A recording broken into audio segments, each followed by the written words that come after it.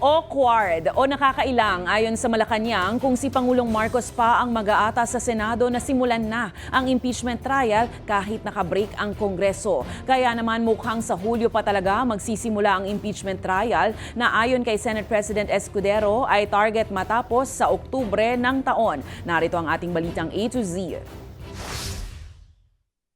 Hindi interesado si Pangulong Ferdinand Marcos Jr. na magpatawag ng special session sa Senado upang aktuhan na ang nakabinbing impeachment trial ni Vice President Sara Duterte.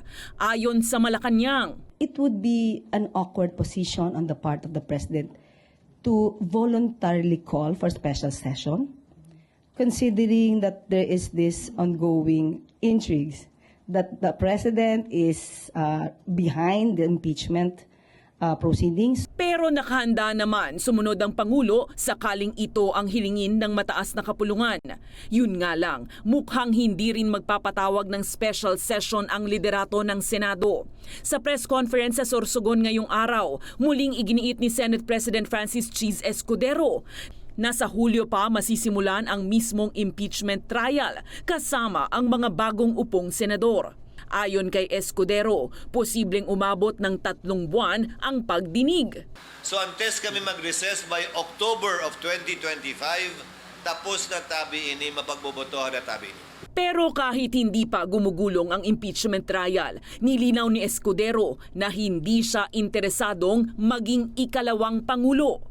Ayon kasi sa saligang batas, sakaling mapatalsik ang bise, ang Pangulo ang pipili ng kapalit ng VP mula yan sa Senado o Kamara basta't may edad na 40 taong gulang pataas.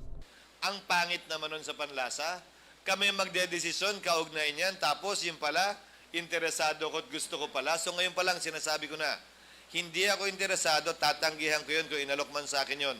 Hamon pa ni Escudero.